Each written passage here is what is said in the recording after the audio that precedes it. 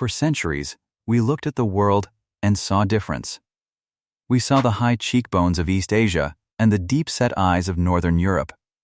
We saw different skin tones, different facial structures, different physical builds, and we assumed these differences ran deep. We assumed they were ancient, permanent, fundamental. Science, for much of its history, agreed. The working assumption, spoken or not, was that Chinese people and European people had diverged so long ago, had evolved so separately that comparing their DNA would be like reading two different books written in two different languages. Then the sequencing began. When researchers finally placed Chinese genomes and European genomes side by side with the full weight of modern genomic tools, the results didn't confirm what most people expected. They didn't cleanly separate into two distant branches of humanity. Instead, the data told a story that was far more complicated, far more ancient, and in some ways far more unsettling, not because it revealed that we are different, but because of exactly how similar we are, and what that similarity means for everything we thought we understood about human history. This isn't a story about race, it's a story about time, about migration, about survival, and about what it actually means to be human when you strip away everything except the code that built you. Before modern genetics, human diversity was explained through a simple framework. The logic went something like this. Different groups of people lived in different places for thousands of years. They adapted to those places, and those adaptations became the visible traits that separated one population from another. Europeans developed lighter skin because of low sunlight environments. East Asians developed specific facial characteristics partly as adaptations to cold, dry climates. These differences were real, visible, and measurable, and they seemed to suggest deep biological separation. The academic world spent the better part of 2 centuries building taxonomies around these differences. Skull measurements were taken, population categories were drawn. The assumption embedded in most of this work was that the further apart two groups appeared physically, the further apart they must be genetically. The general public absorbed this framework too, not always consciously. When people imagined the evolutionary distance between a Han Chinese individual and a Swedish individual, they imagined something vast, hundreds of thousands of years of separate development, 2 distinct lineages running parallel but never touching. That model had a quiet confidence to it. It fit the visible world. It made intuitive sense, and it was, in the most important ways, wrong. The Human Genome Project, completed in 2003, didn't just map one human genome. It opened a door that could never be closed again. Suddenly, researchers had the tools to sequence entire populations, compare billions of base pairs, trace genetic mutations across continents, and reconstruct prehistoric migrations with a precision that no archaeologist's shovel could ever achieve. In the years that followed, global research initiatives began doing exactly that. The 1000 Genomes Project collected DNA from populations across Asia, Europe, Africa, and the Americas. Chinese research institutions partnered with international teams to sequence thousands of Han Chinese individuals. European biobanks contributed comparable datasets from British, Finnish, Italian, and Scandinavian populations. For the first time in history, scientists weren't theorizing about the relationship between Chinese and European populations. They were measuring it, base pair by base pair, chromosome by chromosome. What they found forced a fundamental recalibration. The genetic distance between a Han Chinese person and a Northern European person, measured as the percentage of DNA they share, accounting for common mutations and ancestral lineages, turned out to be remarkably small. Not small in a trivial sense, small in a way that reframed the entire conversation about human diversity. Across the full 3 billion-letter human genome, 2 people from opposite ends of the Eurasian continent are, at the genetic level, far more alike than they are different. The visible differences we had spent centuries cataloging, the traits that felt so fundamental, so defining, turned out to represent changes in a tiny fraction of the overall code. Most of the genome was telling a completely different story. The data pointed back to a single origin point. Both Chinese and European populations, despite being separated by thousands of miles and what appeared to be radically different evolutionary trajectories, traced the vast majority of their ancestry to the same source, a population of modern humans that left Africa roughly 50 to 70,000 years ago. This wasn't new in theory. The out-of-Africa model had been the scientific consensus for decades. But genomic data added something that theory alone never could. It showed the actual depth of shared ancestry, the specific mutations carried by both populations, and the timeline with a precision that was genuinely startling. Here is what that means in real terms. If you go back far enough, not infinitely far, not to the origin of life, but to a period that is historically recent in evolutionary terms, a Han Chinese person and a French person share common ancestors. Not metaphorically, not philosophically. Literally, the same individuals living tens of thousands of years ago are in both of their family trees. The split happened relatively late. After modern humans left Africa and spread across Eurasia, different groups eventually became isolated by geography, deserts, mountain ranges, vast distances. Over time, they accumulated different mutations, different adaptations to local environments. But the split between East Asian and West Eurasian populations occurred only somewhere between 40,000 and 50,000 years ago. In evolutionary terms, that is a blink. The comparison that put this in perspective was the one involving African populations. When researchers compared the genetic distance between any two non-African populations, Chinese and European for example, and compared that to the distance between African and non-African populations, the numbers were stark. The divergence between a Han Chinese person and a Finnish person is significantly smaller than the divergence between either of them and a Yoruba person from Nigeria. Africa, it turned out, holds the deepest human diversity on Earth because modern humans have lived there the longest. The rest of the world's diversity, in all its visible richness, is a relatively recent branching from a single emigrant population. But the shared ancestry was only the first layer of the story. The deeper shock came from what the comparative genomics revealed about specific genetic variants, the mutations that affect disease risk, cognitive development, immunity, and metabolism.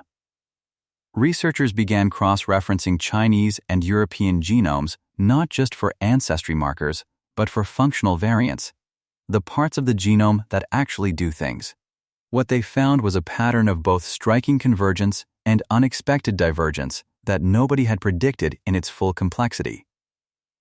Some of the same genetic adaptations appeared independently in both populations.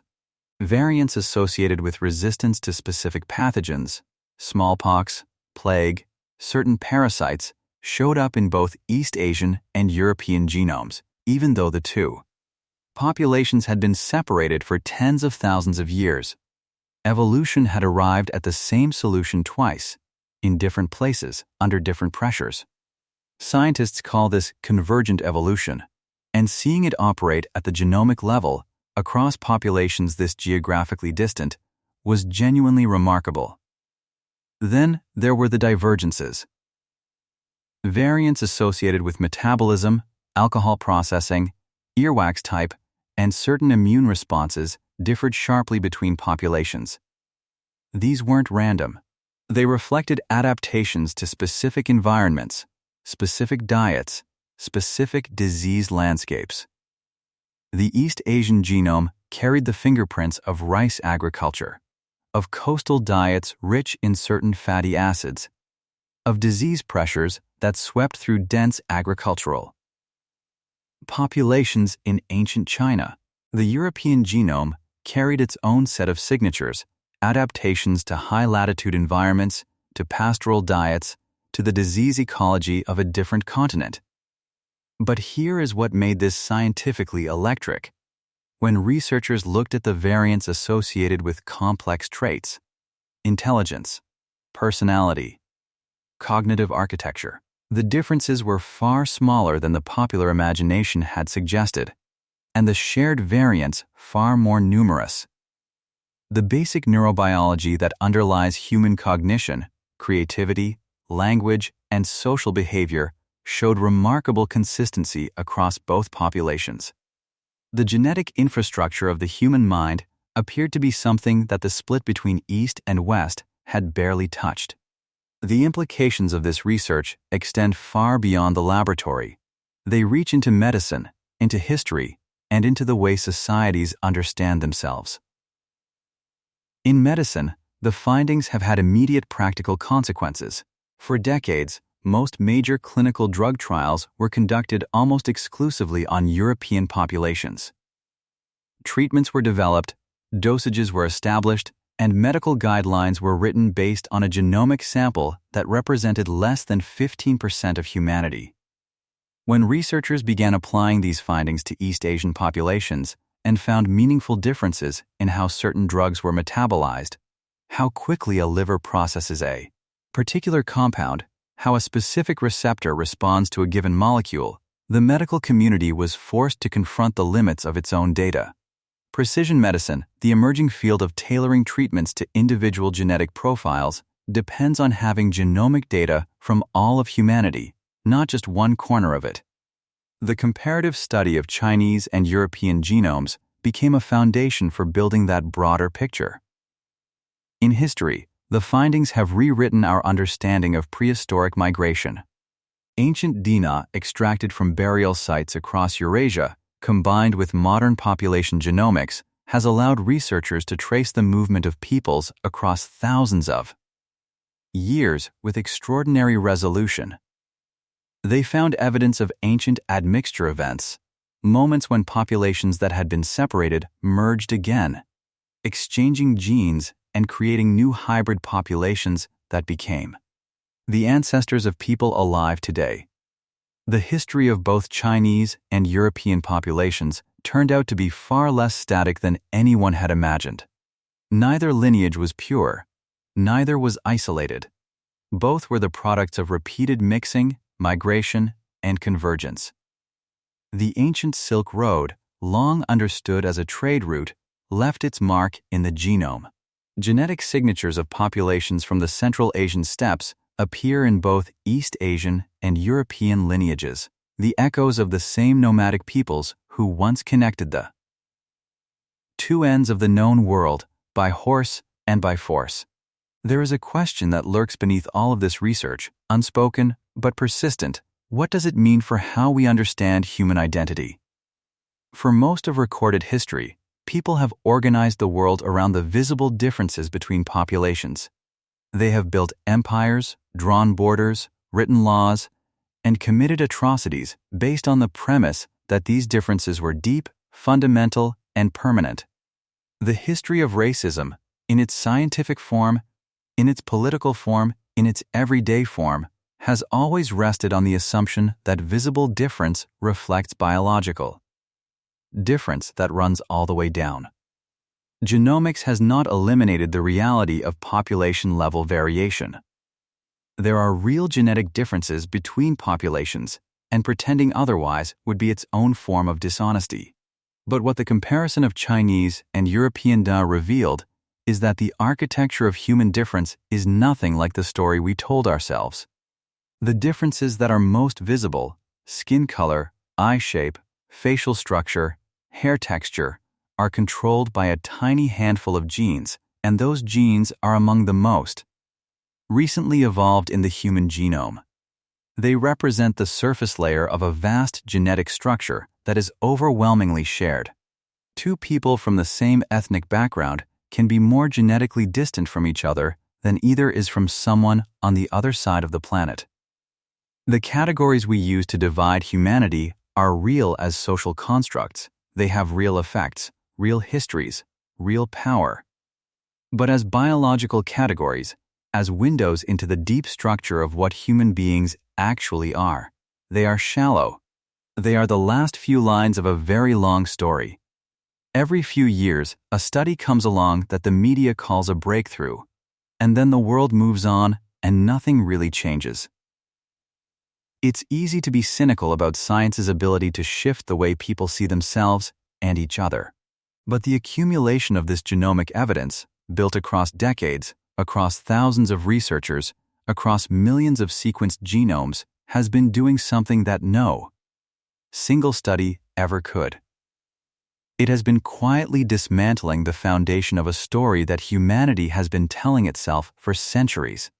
The story that Chinese people and European people are fundamentally, deeply, biologically different, that the visible distance between them reflects an ancient and unbridgeable separation, is not supported by the data.